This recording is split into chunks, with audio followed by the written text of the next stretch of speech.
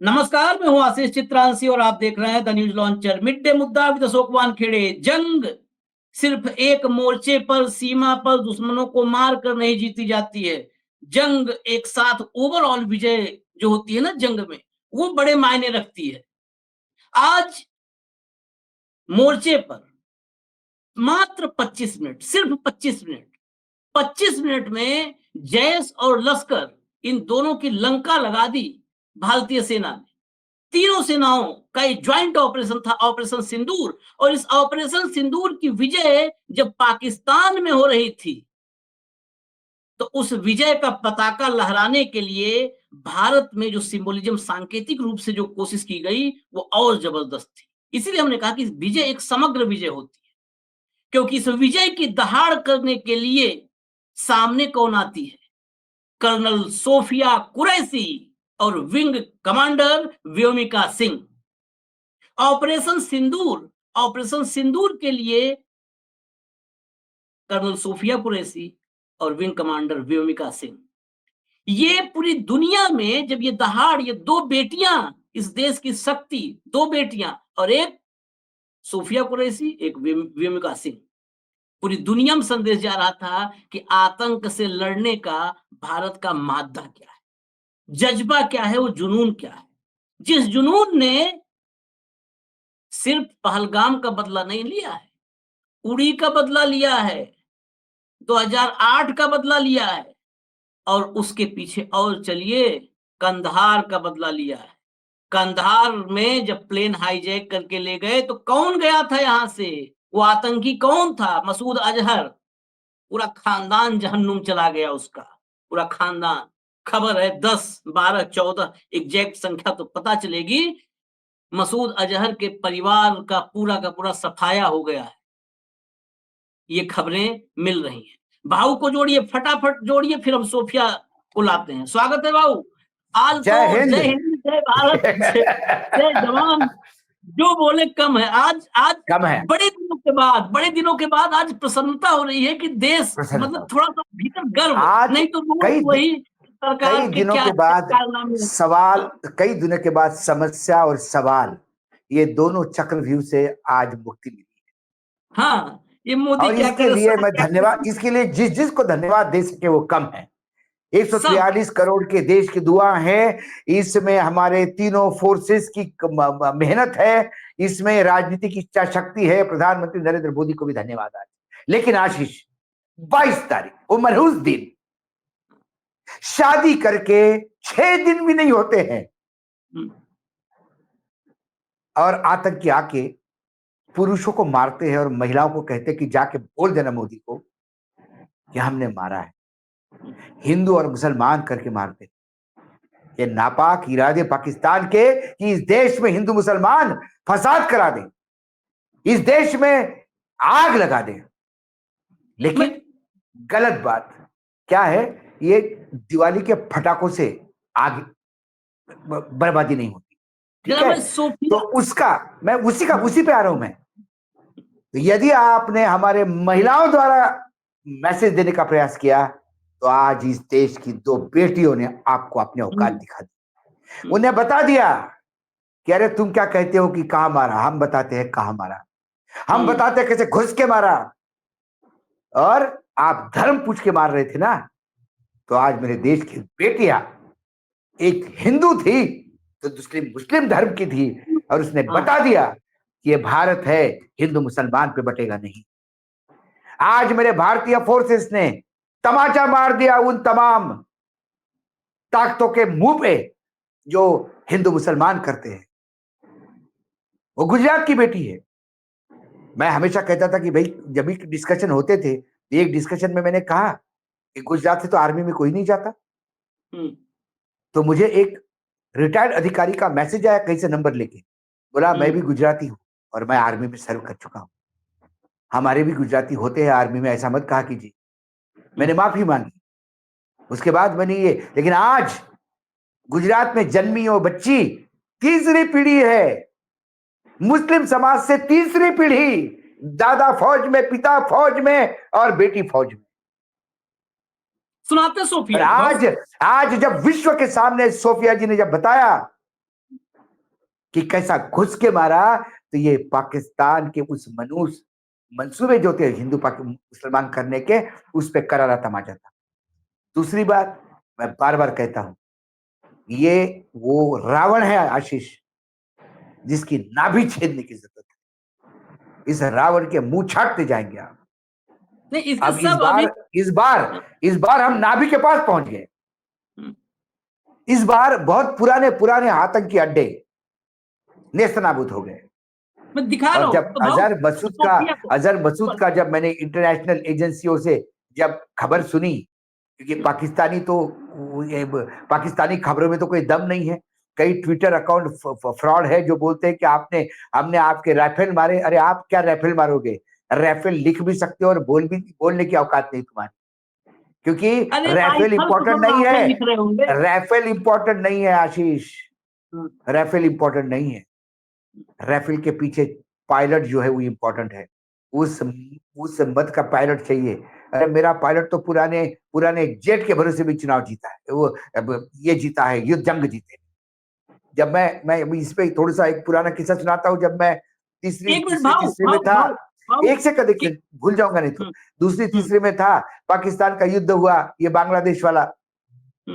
तब आशीष, मराठी में हम स्लोगन कहा करते थे, जवाना नहीं नेट तर काय करेल साबर जेट वो प्लेन था जो पाकिस्तान उड़ाते थे। हमने बोला जब जवानों में दम नहीं है तो साबर जेट क्या करेगा? तो आज हमारे जवानों में दम है, हम कौन सा भी प्लेन, ये तो राफेल मिला हमको। आज का दिन भारत के नाम, आज का दिन भारत के उस नाम, भारत के अस्मिता के नाम, भारत के आतंक के खिलाफ लड़ाई लड़ने के जज्बे के साथ, उसके नाम। सोफिया कुरैशी लाइए कंट्रोल रूम, फटाफट सुनाइए। सोफिया कुरैशी, कर्नल सोफिया कुरैशी।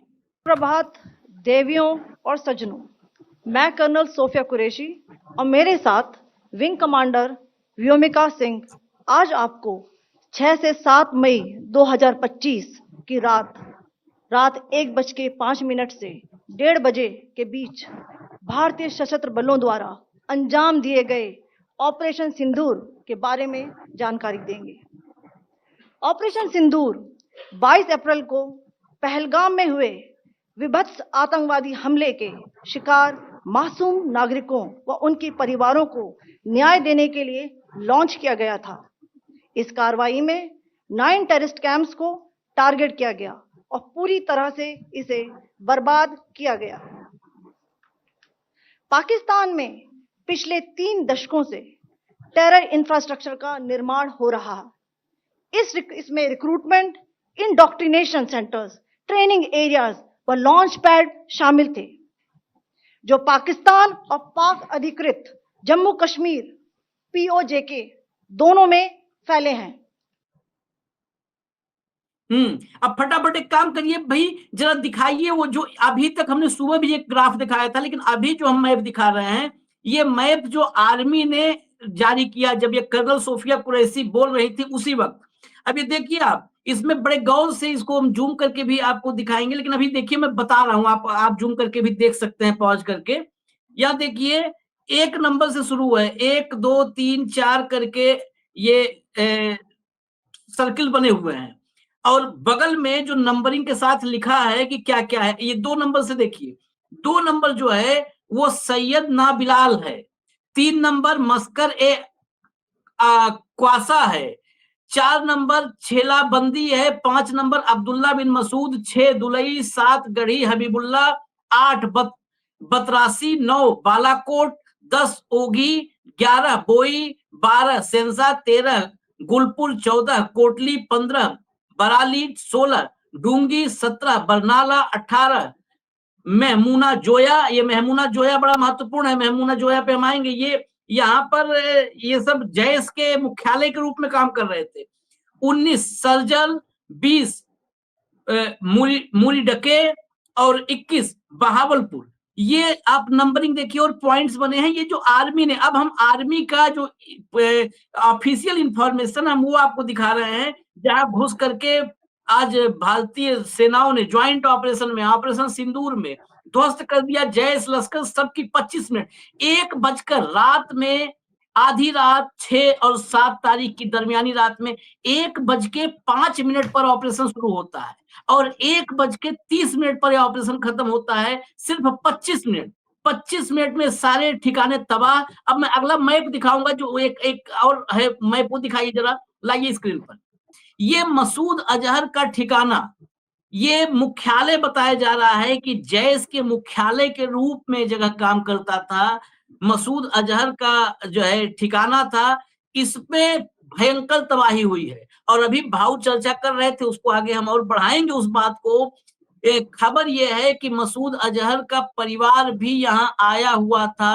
10, 12 या 14 लोग परिवार के थे, सारे के सारे जहन्नुम जा चुके हैं। इस मसूद अजहर ने, इस मसूद अजहर क्या, मनहूस अजहर, नापाक अजहर ने बहुत आतंक भारत में फैलाया। जब विमान का अपहरण हुआ, एनडीए की सरकार, अटल बिहारी वाजपेयी प्रधानमंत्री थे, जिन आतंकियों को छुड़ाया गया, जो भारत सौंपा जिन आतंकियों को, उनमें एक ये भी मसूद अजहर भी था। और ये मसूद अजहर उसके बाद जैश का मुखिया था मसूद अजहर। और इसका मतलब, इसको कहता था ये मदरसा चला रहा है। तमाम खबरें मसूद अजहर को लेकर के आ रही है। मसूद अजहर ही शायद बचा है, बाकी ये पूरा उसका खानदान साफ हो चुका है। तो ये मैप हमने आपको दिखाए। अब मैं सीधे भाऊ के पास चल रहा हूं। भाऊ, ये मसूद अजहर, इस सबसे बड़ा नाम, जिस नाम को सुन करके वाकई, क्योंकि ये आज से 25 साल पहले करीब, याद होगा आपको, जब हमारे यहाँ मजबूरी में, क्योंकि प्लेन हाईजैक था, हमारे तमाम मतलब जो है देशवासी खतरे में थे, उनके एवज में ब्लैकमेल करके, प्लेन हाईजैक करके इसको छुड़वाया था। इसने कभी मातम नहीं मनाया। घुस घुस के भारत में निर्दोष, मासूम, बेकसूर लोगों का खून बहाया। आज आज जब वो कहता है आशीष कि हाँ। काश मैं मर जाता, आज ये सुन के हम उनमें से नहीं है, हमारी संस्कृति उसमें से नहीं है आशीष, कि हम मौत पे तांडव करें। लेकिन आज इच्छा होती है, क्योंकि यदि ये दहशतगर्द, ये आतंकी, जिसने कीड़े मकोड़े समझ के मारा है, जिसने ऑपरेशन करके 22 तारीख को उन लड़कियों की मांग उजाड़ दी है, 6 कपल जो हनीमून के लिए आए थे, जिन्होंने अपनी जिंदगी शुरू भी नहीं की थी, उनके जीवन में अंधेरा पसरने वाला ये आदमी, इसको ये पता नहीं है कि अपने की खोने का मतलब क्या है। जिस लाशों पे, अपने पति के डेड बॉडी पे विलाप करती हुई यंग विधवाएं देख के आदमी रात भर बेचैन, असहाय हो सकता था, देखने लायक नहीं, टूट जाता था, दिल डूब जाता है इंसान का। यदि आपके इसमें जरा भी इंसानियत है तो किसी की भी बेटी हो, वो बेटी मेरे देश की है, यदि वो विधवा होती है इस उम्र में, और उसके सामने एक मेरा नेवी का ऑफिसर मारा गया, यंग ऑफिसर, 24 साल का, उसने तो जिंदगी शुरू ही की थी, क्या जज्बा होगा उसको देश सेवा करने का। और एक भेल खा रहा था तो उसको मार दिया पूछ के। उसका क्रोध जब भी देखता हूँ, या फिर गुजरात में वो बैंकर था जिसके 2 बच्चे हैं, उसको पता नहीं बच्चों का भविष्य क्या होगा। ये सारी पीड़ा जब इकट्ठा होती है, आज अजहर मसूद को पीड़ा समझ में आ गई होगी। आज उसको समझ में आ गया होगा मरने का मायना क्या है, अपनों को खोने का मायना क्या है। सुना मैंने कि उसकी बड़ी बहन भी आई हुई थी, बड़ी बहन को भी स्वर्गवास करवा दिया उसने। अब हम तो बोलते हैं कि क्योंकि हम जिस संस्कृति में, हम तो स्वर्गवासी बोलते हैं, लेकिन अजहर मसूद के परिवार वाले ये 2 जख्म में ही गए होंगे। आज मैं मेरे परिवार का बैरियर तोड़ता हूं। आज मुझे जो सिखाया गया, पढ़ाया गया, उसका बैरियर तोड़ता हूं, क्योंकि सामने यदि राक्षस है तो कम से कम मैं राम नहीं हो सकता। राम भगवान है, मेरे आराध्य हो सकते हैं, लेकिन मैं एक तुच्छ इंसान हूं, जिसने मेरे देश पे हमले किए, जिसने मेरे देश को निचोड़ लिया, मतलब खरोच लिया, जिसने मेरे देश की बेटियों का भविष्य अंधकार में किया, आज उसका परिवार मरता है तो ठहाका लगाने की इच्छा होती है। कोई जहन्नुम नहीं गए, ये दोजख है, ये नरक गए हैं सब, क्योंकि अजहर की करतूत थी कि उसके परिवार वालों को भी स्वर्ग नसीब नहीं होगा, ये दोजख में जाएंगे। आज ये बड़ी विक्ट्री है। अजहर मसूद मरा नहीं, आज मुझे अच्छा लगा। ये मर जाता तो वो पीड़ा सुनने को नहीं मिलती। हाँ, आज वो मरा नहीं, अच्छा हुआ, आज उसकी पीड़ा देख के आनंद आया। आज पाप धुल गए सारे। उसको पता पड़ा कि मरने के मायने क्या होते। और अजहर और छून छून के मारेंगे, घुस के मारेंगे, बहुत लोग मरेंगे अभी। ये तो शुरुआत है। मैंने कहा ना कि यहां चुप होके रहेंगे नहीं। अब हम 23 या 24 या 40 मरने का इंतजार नहीं करना चाहिए। अगली बार पाक की भूमि से आया हुआ आतंकी एक जवान को भी मारता है, एक शहरी को भी मारता है, एक सिविलियन को भी मारता है। ऐसा ही रिटेलिएट होना चाहिए ताकि पाकिस्तान आने वाली 500 साल तक आतंक का नाम लेके थर रहा है। आतंक क्या होता है ये पाकिस्तान ने देखा कहां है।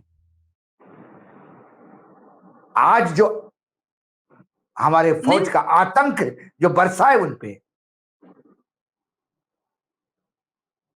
आतंक नहीं, पराक्रम बरसा है, पराक्रम भाव, आतंक नहीं, वो आतंक से भयभीत है। हमने तो पराक्रम किया, वो आतंकी थे अभी। हाँ, वो तो उनके फौज के जो मुखिया है उनका परिवार विदेश भेज दिया उन्होंने, मंत्रियों के परिवार विदेश भेज दिए, क्योंकि उनको खुद कोई गारंटी नहीं।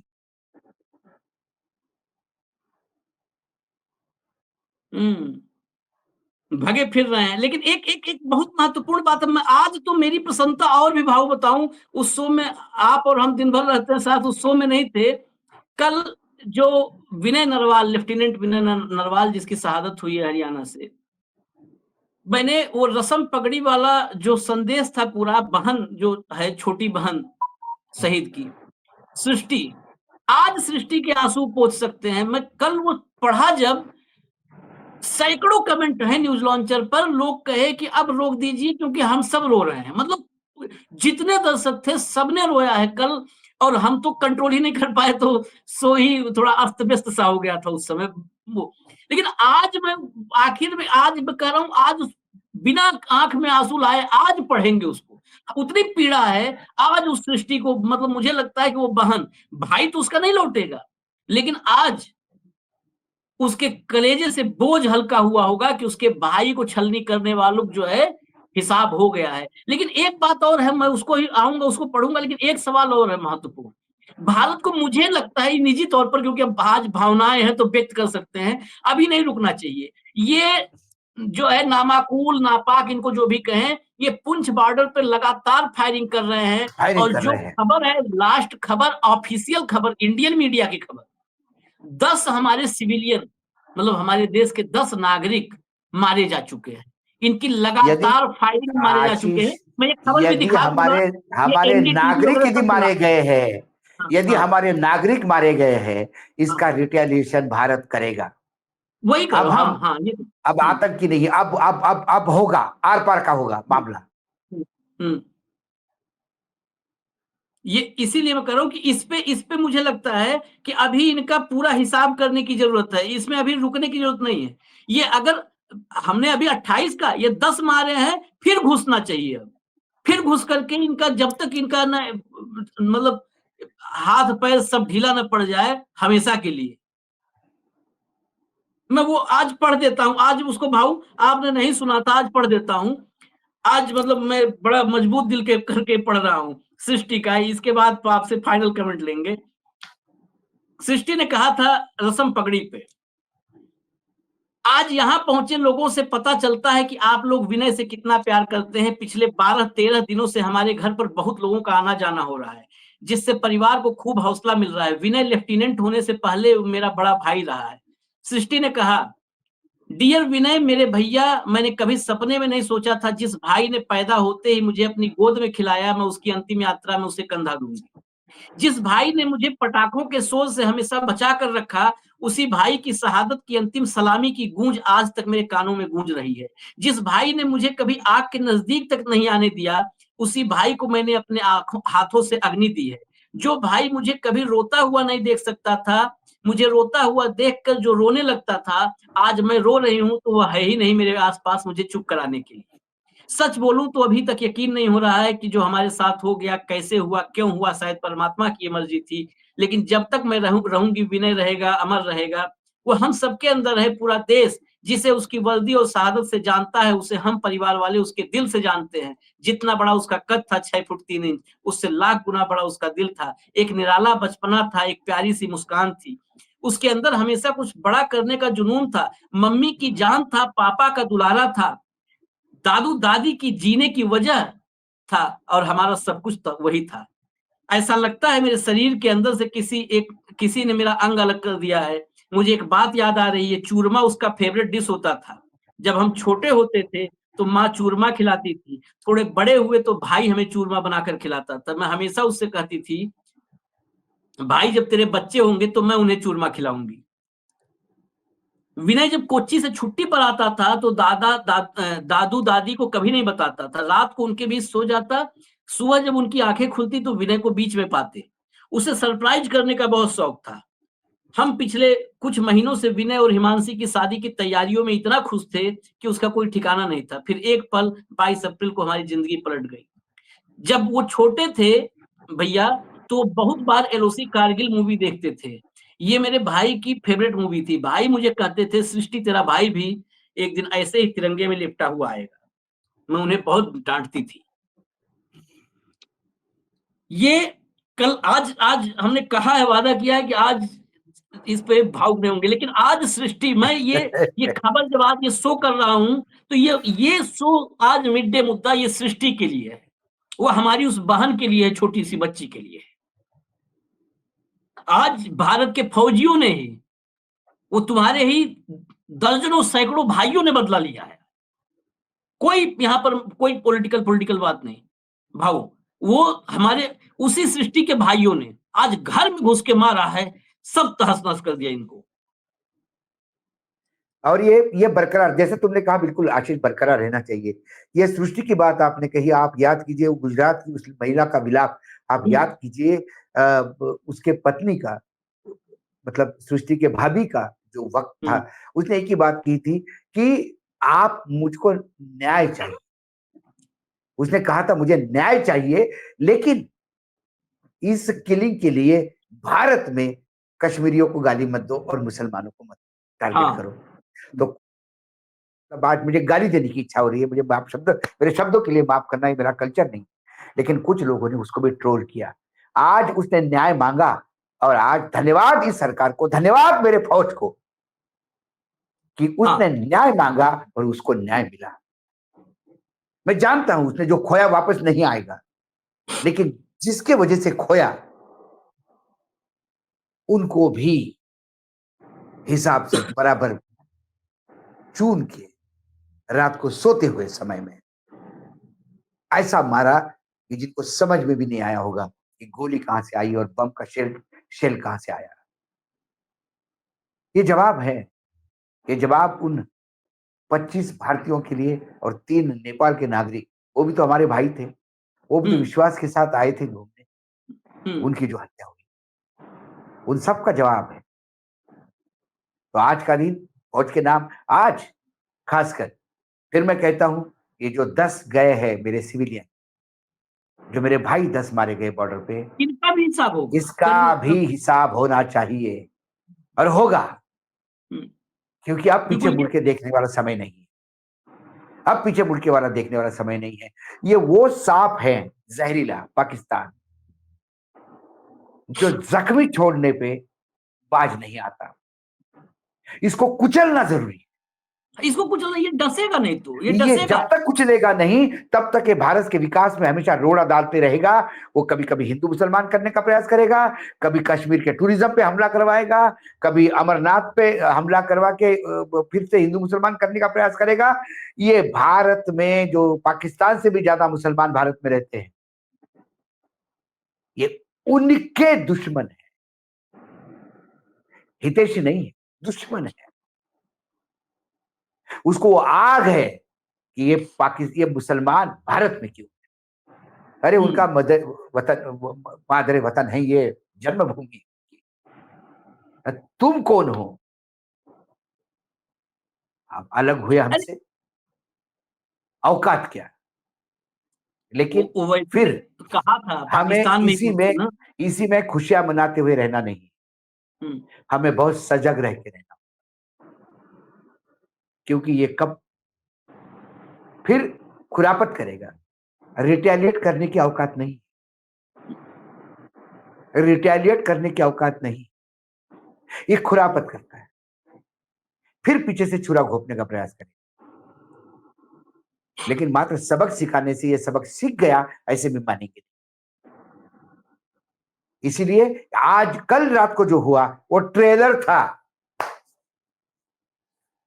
पूरी पिक्चर बाकी है पाकिस्तान। अब तय हुआ है। नहीं, पिक्चर रिलीज करने का वक्त भी आ गया है। पुंछ हो, राजौरी हो, श्रीनगर हो, पहलगाम हो, गुलमर्ग हो, सोनमर्ग हो, ये सब हमारी भारत माता का एक एक हिस्सा है, एक एक अंग है। हमारी माटी है, हमारी मातृभूमि है, हमारी धरती है। यहाँ पर अगर एक भी सिविलियन को मारा गया, एक भी सिविलियन अगर उसकी जान जा रही है, तो उसका बदला पूरा लेना ही होगा। जो किया है उसके लिए तो सत सत नमन है, लेकिन जो आपसे करने की उम्मीद है वो भी करिए। इस देश का 143 करोड़ जान, जिंदगी, आवाम सब आपके साथ, तन मन धन से साथ है, तन मन धन से साथ। जो है तन है, मन है तो साथ है। ये धन भी जिसके पास है, ये देश तो सब देने तैयार है, वो भी देगा। इसलिए ये अब मतलब आगे का स्टेप कि हमारे सिविलियंस की जान न जाए, वो भी बड़ा महत्वपूर्ण है। और जो आज हमारी ये बहन आई, बेटी आई, कर्नल और विंग कमांडर, इन दोनों की दहाड़ से ये पाकिस्तानियों जो है ना, फिर वो शब्द आज नहीं इस्तेमाल हम लोग करेंगे। मैंने क्या कहा, आज 22 तारीख का जवाब हर एंगल से दिया गया, हर एंगल से। हाँ, हत्या का बदला हत्या से हुआ, हिंदू मुसलमान का बदला वो भी हुआ। और महिलाओं को यदि आप कमजोर समझते हो, तो ये महिला सिर्फ प्रधानमंत्री के पास संदेश लेके नहीं गई, ये महिला तुमको संदेश बता रही है कि जान लो, तुम्हें पता नहीं शायद तुम्हारे यहाँ क्या हुआ, हम बताते हैं। तुम सिंदूर उजाड़ोगे, हम तुम्हारा मुल्क उजाड़ देंगे, तुम्हारा चैन, तुम्हारी नींद हराम कर देंगे, जहन्नुम बना देंगे पूरे तुम्हारे जो है इस आतंकिस्तान को। खैर, हम फिर आएंगे आज पूरे दिन। आज कोई पॉलिटिकल बात नहीं होगी न्यूज लॉन्चर पर, कोई पॉलिटिकल बात नहीं। इस मिड डे मुद्दा ये हमारा फ्लैगशिप सबसे महत्वपूर्ण कार्यक्रम है, जिसमें भाऊ होते हैं मेरे साथ। यहीं पर हम बोल रहे हैं कोई पॉलिटिकल नहीं, किसका वोट घट रहा है, बढ़ रहा है। हमारे देश का किसान बढ़ रही है, गर्व बढ़ रहा है, हमारा प्राउड बढ़ रहा है। आज का फिर कहते हैं हम, आज का दिन मेरे भारत के फौज के नाम है। आज का दिन उन 22 तारीख को जो शहीद हुए लोग उनके नाम। आज का दिन मेरे प्रधानमंत्री जिनकी राजनीतिक इच्छा शक्ति इतनी प्रबल थी कि ये होने दिया, आज उनके नाम। हम मोदी जी को सवाल पूछने के लिए जिंदगी पड़ी है, लेकिन आज उनको भी फिर पूछेंगे आज पूरे दिन सेना के नाम, सेना के शौर्य के नाम, पराक्रम के नाम। अभी बहुत सारे कार्यक्रम हम लेकर के आएंगे, बहुत सारे। इसका इन डेप्थ पाकिस्तान के साथ अभी और क्या क्या हो सकता है, क्या हुआ है, क्या होना चाहिए, जो हुआ है उससे कितनी चीख निकलेगी, अभी पाकिस्तान की एक एक हिस्से पर हम आएंगे, बहुत सारी स्पेशल सोच लेकर के आएंगे। इजाजत दीजिए, अभी फिलहाल इजाजत सिर्फ एक अल्प विराम के लिए। नमस्कार।